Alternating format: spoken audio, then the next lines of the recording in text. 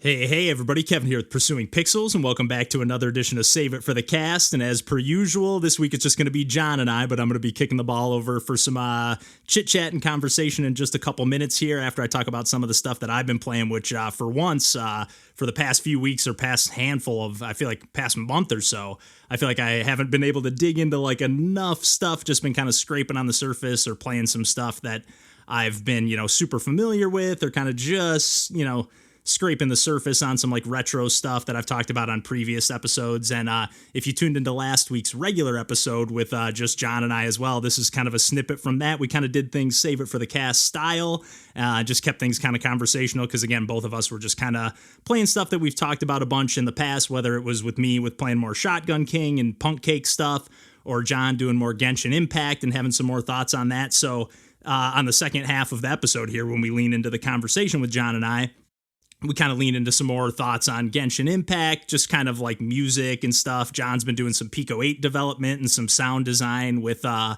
buddy Arpy on a game that they've been kind of tag team working on together. So pretty fun conversation, snippets from mostly after our session last week, but also a little bit from before as well. But like I said, I'm going to talk about a few of the things that I've been playing lately. And I've kind of been picking up some stuff that I've been familiar with and also playing something new as well, which I just picked up today. I'll kind of save that for last, but kind of what I've been playing quite a bit of actually lately on my Switch is what I've been going to the most, although a little bit on mobile as well. But I've been playing some TumbleSeed, which is just a brutal, I think I talked about this game like way early on in the days of the podcast, like, in one of our first handful of episodes, I feel. I could be wrong about that. But anyways, it's just a super brutal kind of arcadey roguelike that kind of leans like, it's almost like a pachinko machine meets like those like maze games where you could like twist the dials and kind of tilt the maze board either to the left or right or forward or back. In this game, you're kind of using the left and right joystick. You might be able to use motion controls as well, but I've still been trying to fine tune like the settings again, just like it doesn't seem to make that much of a difference in terms of like the sensitivity of like your movement. Basically, you just have the left and right stick and you're basically moving this like paddle at the bottom of the screen, or it's not really a paddle, it's basically a bar that covers the whole bottom of the screen. Like it's unlike pinball or something, it kind of reminds me of pinball or pachinko or whatever, but like instead of like launching the ball upwards, you're just kind of like balancing it on this like teetering seesaw essentially, and you're just like moving it to avoid holes or to attack enemies and to go over these little gem spots that let you collect crystals, which let you add new buffs to your TumbleSeed.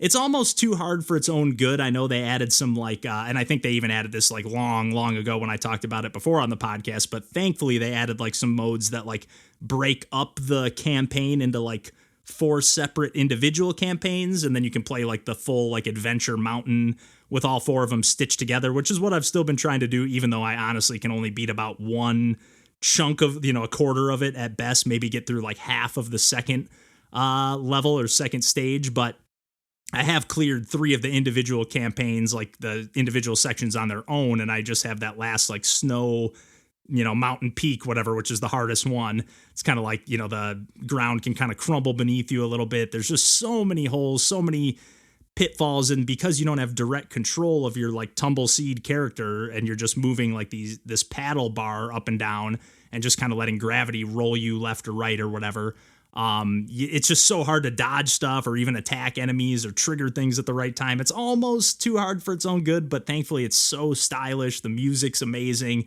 The music's like truly amazing, and same with the visual aesthetics as well. Just a really fun game that I think I picked up in the early days of like having my Switch, of just like, oh, there's not a ton of stuff available. This is reasonably priced. It looks stylish. Like it's old to the point where I couldn't even like save a capture of like a gameplay clip. I think I could take photos, but not like a 30-second clip on the Switch. But really been having a ton of fun with that one in spite of it being frustrating, but it's just been kind of like my go-to pick up and play game when something else has been on the TV or when I've been doing something else in the background with a podcast or whatever. And then another game that I've been playing in passing that we've also talked about on the podcast, and John actually mentioned that he had been playing this a little bit too, was POINPY, which is from the developer of Downwell. Again, this was from Netflix Games, is like the only way you can play this for the time being, at least, to the best of my knowledge anyways. But I'm playing on my iPhone, and just for whatever reason, and John and I both just seem to randomly like fire this one up, but I'm still chipping away, unlocking more jumps, and essentially it's kind of like Downwell, but going upwards with wall jumps, kind of being like the name of the game. You kind of, it really plays great on mobile. I still would love to play this game on like Switch or whatever platform with a gamepad. But it's really a lot of fun. I actually thought I got a new buff actually that I just unlocked that I thought was going to be a new favorite. It actually totally freezes time when you like click on the screen, and then you can drag in whatever direction that you want to launch your POINPY character or whatever. It totally freezes time, where before I had like a super slow but unlimited bullet time, and I still have that, I think, equipped. But I guess it kind of, this sort of negates that in a way. But at the same time, because it totally freezes time, it just makes it a little bit tougher. Like I kind of liked like holding on the screen and just letting it slowly trickle. Like I just want to wait for that enemy to move like a little bit more into my line, or just wait for myself to drop like a little bit lower before I launch myself, or whatever the case might be in any given situation. So I've just been having a ton of fun with that game. I don't know. It's a great mobile game. I really would love to see it on multiple platforms, and I'm hoping that will be the case, because another game that I wanted to just talk about briefly that I picked up earlier today, and I've already played quite a few runs, and I guess kind of calling back to some older Save It for the Cast, where I just picked up Shovel Knight Pocket Dungeon. This time I just picked up Shovel Knight Dig, and I know Randall talked about this one briefly on the podcast when he first signed up for like the trial, or maybe he just signed up for good for the Apple Arcade, but I think it was the trial period, and this was originally available, I think, only through that platform, or at least maybe that was the way you could play it for, quote unquote free or through your subscription. But it is available on Switch, and I've been thinking about buying it. I've been on the fence. It's $25, and it went on sale. I was just browsing the eShop earlier today, and it was 40% off, so it was only $15. I had $30 of digital Amazon points, so I was like, you know what? Get a eShop gift card, grab that Shovel Knight. I'll have a few bucks left over. I just got a $20 gift card, so I didn't tempt myself to buy a bunch of other stuff. But yeah, I've been having a ton of fun with this game so far. I know Randall was kind of lukewarm on it, and I will say it is a little rougher around the edges in some ways. Like something about the combat and the way you dig, it's like a little bit rigid, like the way you kind of like attack, and you just kind of attack through the dirt kind of in a straight line, or you can go, sideways, down. You can't go up, I don't think, at least not without an ability. Maybe that's something you can unlock later on, but nothing that I've seen just yet. But it is a little more action focused, the gameplay is much more similar to the original Shovel Knight, although it definitely has its own flavor. Got a little more of though the original one has this too, but a little more of a Scrooge McDuck focus on like that downward attack. And actually it defaults to I was just looking at this, I haven't even tried without having it as the default, but it defaults to where you kind of automatically do the shovel downward attack. But I think you can turn that off. I don't know if you have to press a button or just press down to attack, because you can also do a ground pound if you get different buffs. And again, I haven't played enough to where it does seem like it's going to be a little bit grindy in the sense of you really got to save up gems to buy unlocks, because every time you buy a new unlock, the next time you unlock something, it costs 1,000 more, or exponentially more. I'm not sure how it's going to work throughout the game, because I'm still pretty early on. But the one thing I will say about this game, or not the one thing, but one of the things I will say about this game is that the music and the sound effects, again, just like with POINPY and all the games I've been talking about so far, are just absolutely top notch. The music in particular really has a Sega energy that I just absolutely love. And really my only gripe with it so far is that maybe it's just that I'm not good enough at the game yet, so I'm having to keep replaying this Mushroom Gorge, or whatever, the mushroom maze, or whatever it is, this first zone over and over again. And there still is this sense of mystery though too, because I keep having these kind of events that seem to happen between zones, or when I die, Shield Knight appears and starts saying, hey, we should split up. And then I'm thinking, oh, is that going to unlock a secondary path later on or something like that? But it's just jam-packed with secrets left and right. The pixel art is just absolutely amazing. It's just so juicy and crispy. It's got 16-bit, 32-bit kind of flair, but just with so much personality and expressiveness that it almost works a little bit better than it does in Shovel Knight Pocket Dungeon. Not that there's, I guess it's just a matter of preference, but I like how the characters in this game are kind of more miniaturized versions, or at least slightly tweaked versions of the 8-bit, original Shovel Knight characters, where they really kind of beefed them up and made them way more expressive in Pocket Dungeon, or like more like caricaturized, I guess is maybe the word I'm looking for. But with Shovel Knight Dig, I'm really, really loving it.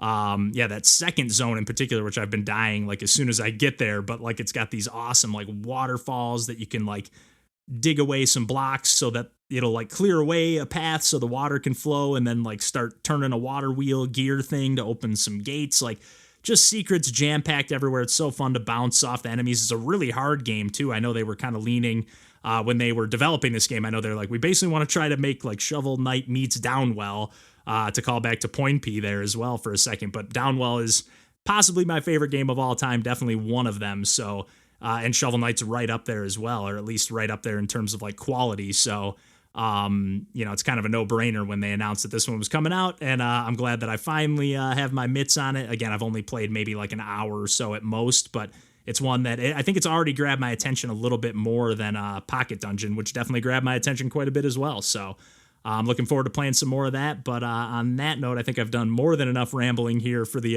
intro. So I'm going to kick things over to John and I for a little more chit-chat on some games, some music, some PICO-8, and all sorts of other nonsense. So, on that note, we will catch you next week. And until then, take care.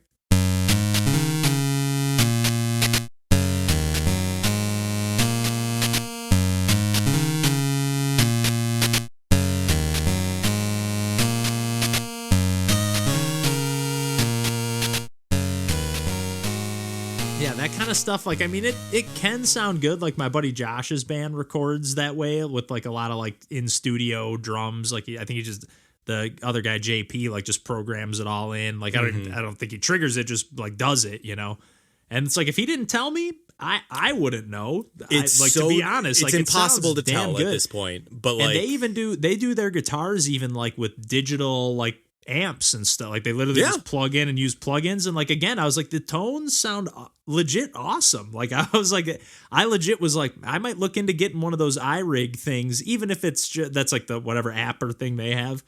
And like I was like, even if it's just for demo purposes. But honestly, to have something where you can just like plug in headphones and have a distorted, good sounding guitar, I'm not mad about that. I might not use it on an album, but like digital effects, I think have gotten to the point where they are 1-to-1 and like there's no difference, but like you still need a person playing it because to perform it, to get that level of imprecision or like the flubs or the just feel, something in there. Like, cause like, I don't know. It always just rubs me the wrong way. And like, not necessarily like it's perfectly easy to like overproduce a thing and then it doesn't even matter. Like, as soon as you add like the like 30th layer to a thing, like there's so much complexity going on that it doesn't matter.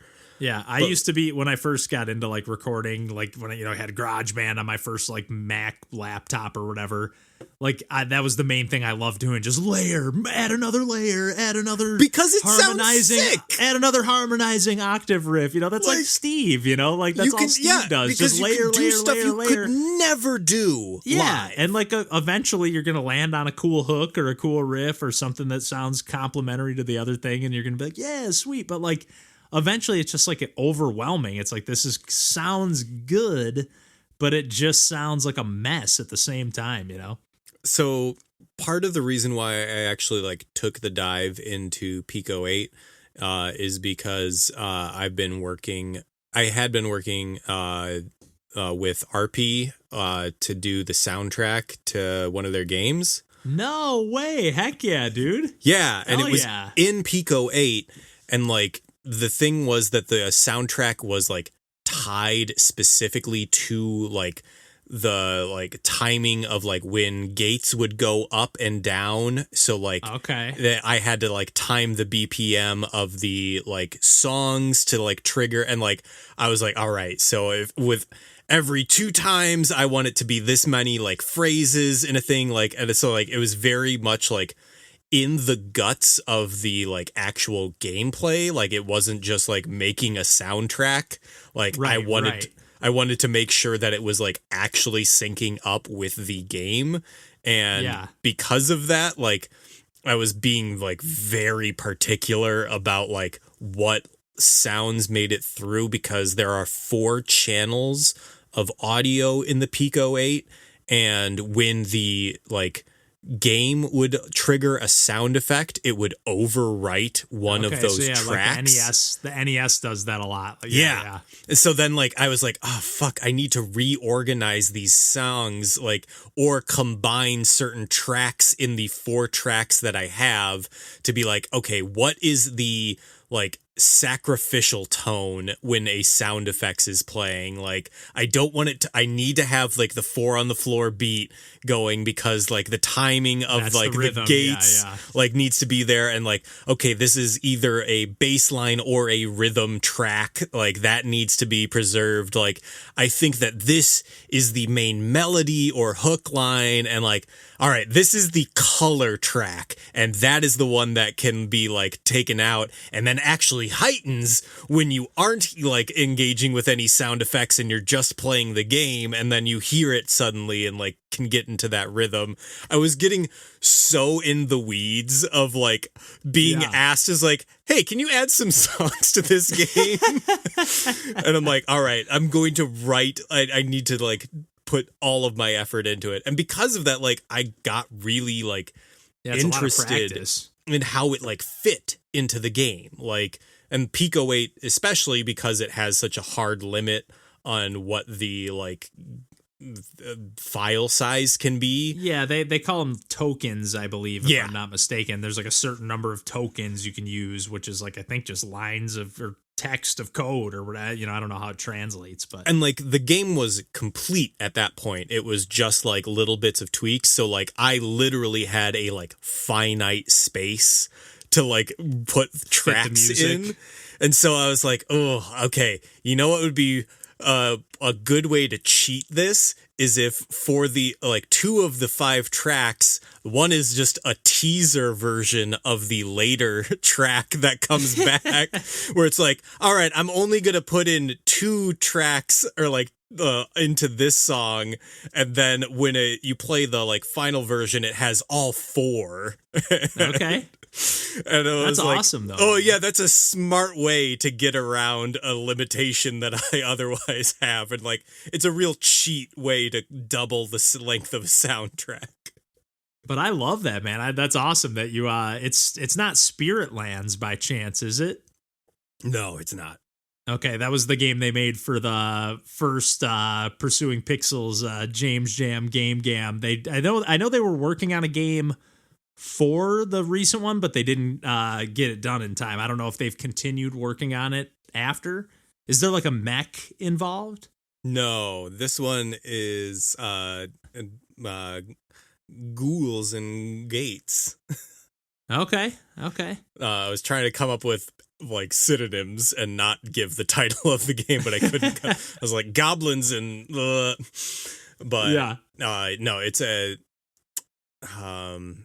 it's like a isometric maze kind of game where you collect keys, and pellets are like the score, but so you only need to collect the keys behind the gates to advance to the next level. But like it's so weird to like like I don't know, when people who what other people conceive of like of what a finished product is.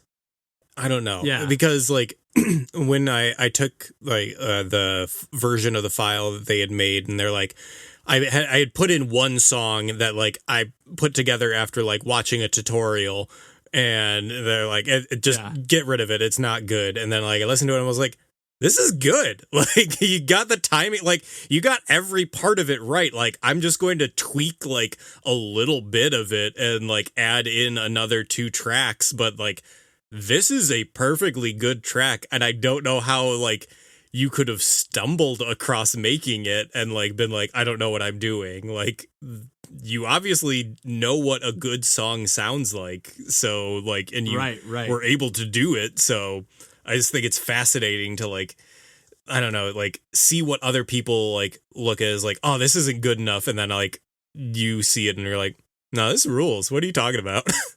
Yeah, it's true. I mean, it's hard to like, just like being in the studio, back to the music stuff, it's like we could just sit there and mix stuff forever or try to tweak stuff Yeah. forever or try to get that perfect sound. It's like eventually you just got to be happy with like the fact that we recorded the songs and we're releasing them in the wild, like I don't know, like you got to let it go eventually, and it's, Yeah. but it is like, it's hard when it's the thing you're working on. You want it to be as good as possible. Like, yeah, that would drive me nuts if I was a game dev. Like I'd have to squash every bug and I'd have to like, it would drive, Yes. you'd never be done, And that's like kind of what like I don't know. I think I've mentioned this a bunch of times now, like doing stuff with Mikey and like not really having plans. Like so much of like, oh, like to be in a band is to create something that someone else can consume, or like, oh, this is the final studio version of a song. It's like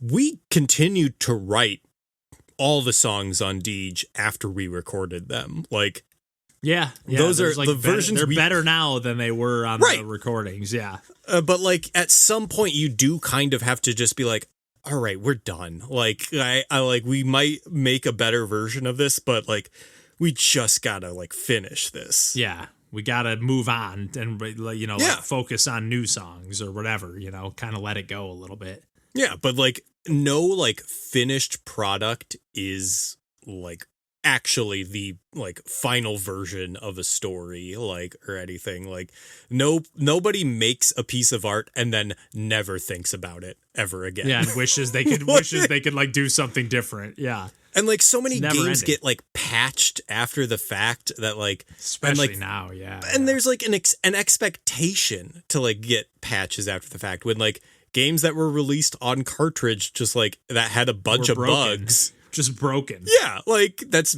all right. That's just what it is. Spent $50 for a broken game in 1982 when $50 was like 170. Yeah, Obviously not that much, but like it's crazy, and like, yeah, nowadays it's just like people expect. There's just free to play games like Genshin. Yeah, that obviously you can spend a fortune on, but like you can totally just like, as long as you have a phone or whatever. Again, not that a phone is cheap, but if you've got one or any device that can run anything, you seemingly can play it in some capacity. That actually is the last thing that I did want to talk about. Perfect. Was Genshin. Just because it's been the game that I've been playing a lot, and like,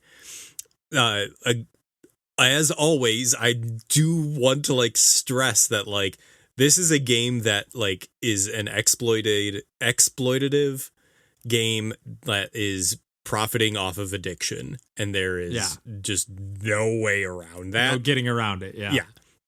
And like I can't imagine like what I want, like when I'm playing Genshin now, is like I want there to be and this is an extremely hard ask because it's a stupid ask, but like I want there to be a non like free to play or like subscription or gambling gacha game that like scratches the same itches and does the same like slow trickle of content, and you are like spending either an extremely slow currency or experience on these like roles and getting that same like addiction feel without it being tied to real money.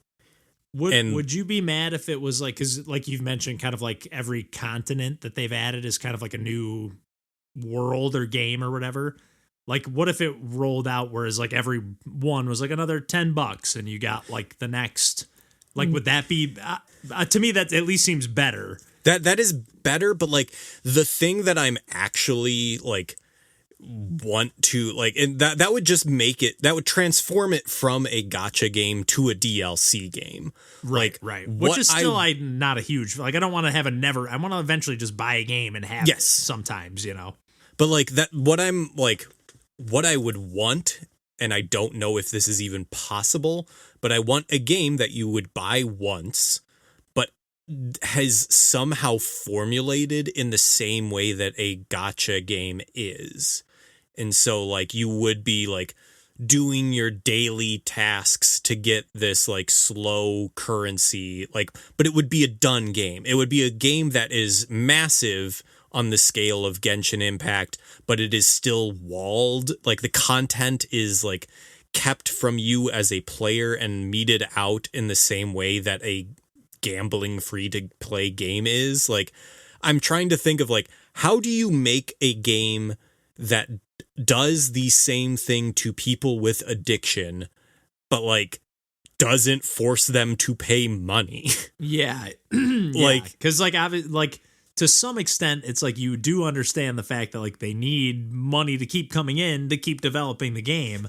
mm-hmm. But yeah, there's no getting around the fact that they're just straight is there a way advantage. to ethically make a game that the word that I'm looking for is praise on the inclinations of people with addiction problems, but like doesn't force them to annihilate their lives. Like I got to think the only way you could realistically do it would be like you'd have to have some element of the game, many potentially being procedurally generated, where like you're getting new things added, but it's not. You would need to it's be only a costing the triple development up front. Yeah, it would have to be a triple A game just by the sheer amount of content that you would need to have like walled off. But like I was doing this as I was playing or I was thinking about this as I was playing Genshin like recently, and just like playing with the way that I play this game now is there are 7 elements and 5 weapon types, and I reasonably have every like combination of element and weapon type in a character now. I have over 50 characters, and Jeez. Which is too many. Like that's like the way that these games function is that you need to have an attachment to novel ways of playing, so that there's a reason to keep coming back, and like everything's unique and different, which takes so much game development time. Like that, every little step of this that makes it a like prime target for like people with addiction is like a reason why it can't be made in any other form. And like the only game I can think of that maybe comes close and isn't as gacha-y is like No Man's Sky. Maybe like that game seems like it is massive, but there's a lot of procedural generation going on in that game too, and it's not obviously character based. Like you're not getting like they have added tons of new gameplay elements over the years, obviously, but not to the point where like you're getting. And there's a lot of lore and like different like relationships between factions and stuff. So like that stuff is possible, but like it just requires so much effort and like money and like development time to do anything like like I've just been trying to think of like how is a way that you can make a non-exploitative gacha game, and there's no reason to do it, because if you're making the game, you might as well make the most profit possible.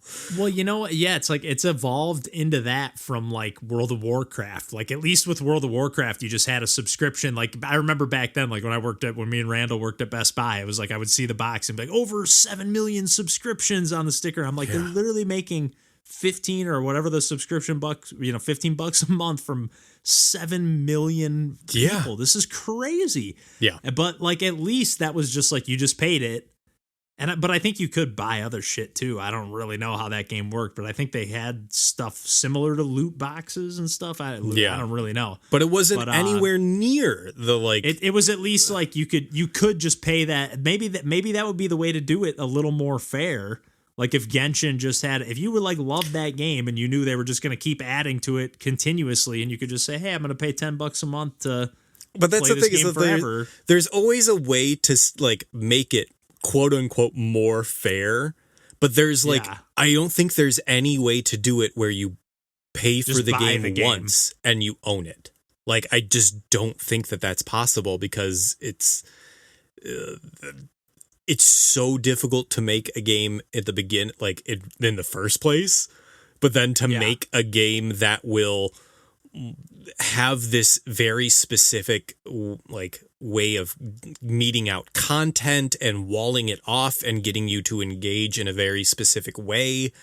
Like it's, yeah, I don't know. It's mostly the fact that I really don't want gacha games to exist, but I know they will. With you, yeah. And I want them to exist in an ethical way, and I cannot figure out how.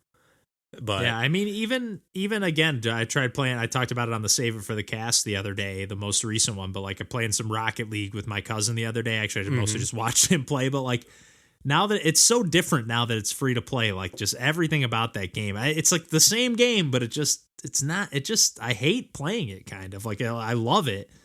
But I just hate all the nonsense around it. I don't know. Like Mikey was talking about So that cluttered. one shooter that was it made off like the same like old Battlefield engine, or I forget what. Oh yeah. I forget or like what it's called, but I remember mirrored talking it or about whatever. Yeah. Well, that. Yeah. we're two guys who don't play FPSs talking about a game that was apparently very good, and we will not remember the name of it or any specifics about it. Great job. We have a video game podcast. The little bit I have played of the Battlefield series is pretty fun. I do like how it's like real quick. I can think it was Battlefield 3 that Steve, DJ, and I had, or maybe it was just me and Steve, but played a little bit of that online. But we always ended up defaulting back to that Uncharted 3 online, which was fun. Ugh, we got to play Pokemon Stadium 2. Yeah, it's Pokemon. We got to, me, you and Randall got to sync up for some more multiplayer. Yeah, we do. On those mini games. But I think we're good. Oh, yeah, I definitely. think we put in the time. Talk the gamut. Yeah, heck yeah, dude. Oh boy. Man.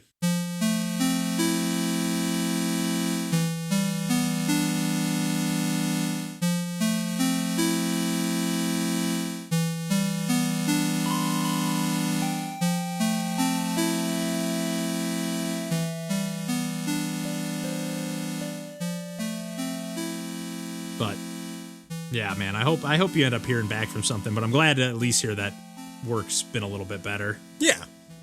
It's been nice. Yeah. I mean, it's been nice. Yeah, it is what it is. Yeah, exactly. It is, like all I really think about is like, man, this is just I forgot how annoying it is to spend so much of your time doing shit you don't want to do. Yeah, dude. Yeah, dude. Just period. Like, think about I would even count like sleeping as something that I don't want to do. Like, Yeah. I mean, I enjoy sleeping, but like, you got to sleep. You got to go to work. You got to go to school. You got to go to whatever. It's like, man, you just waste your whole fucking life away just so you can maybe go out to dinner once in a while. Yup. You know, it's so annoying, man. Dude. Ugh. This kind of also flows into I have a light proposal for tonight's recording. Yeah. If you're down for it. But like, I have no real topic for tonight or anything. Yeah. And like, if you usually, you know, we do the like, we have some structure to the main episode, and then like the Save It for the Cast is kind of just like us having a conversation.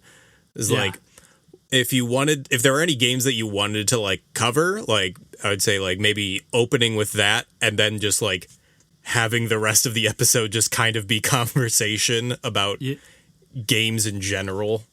You know what's funny is I was driving home today and I was like, man, I really haven't played much. Like, I played a little Pikmin since last time we talked, but really not much.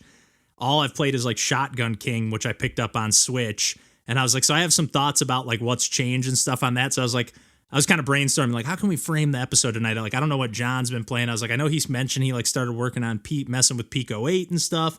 I was like, maybe we could just like do like almost like a Save It for the Cast style episode, like, Yes. and just even say like, oh yeah, you know, we're gonna try to this. If you haven't listened to our Save It for the Cast episodes, they're kind of a little bit like this. Yeah. And make the Save It for the Cast just be the inevitable like back half of the conversation that we do for like 2 hours. Yeah. I'm cool with whatever. Although I will say, having the last couple episodes being like, we recorded like, that last one, like the main chunk of the episode was like about 40 minutes. And then the last one we did was about 42.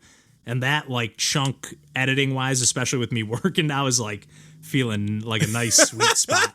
So if we can take it down, but if we do like keep it rolling or whatever and find a way to like dismount and then maybe continue the conversation after and you trim some stuff or whatever, but whatever ends up happening, I'm cool to kind of roll with that. Cause I pretty much just kind of had like, I was already writing down like, I guess I'll just talk about, cause Punk Cake and Sock Pop have kind of changed the way they're doing things now. So dude, even this like planning like is I know is a thing of like me saying like, oh, we should save this for the cast. I know. I was already thinking that I'm saying too much.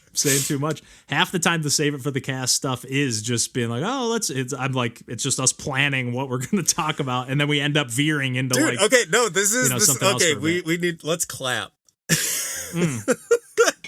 Yeah.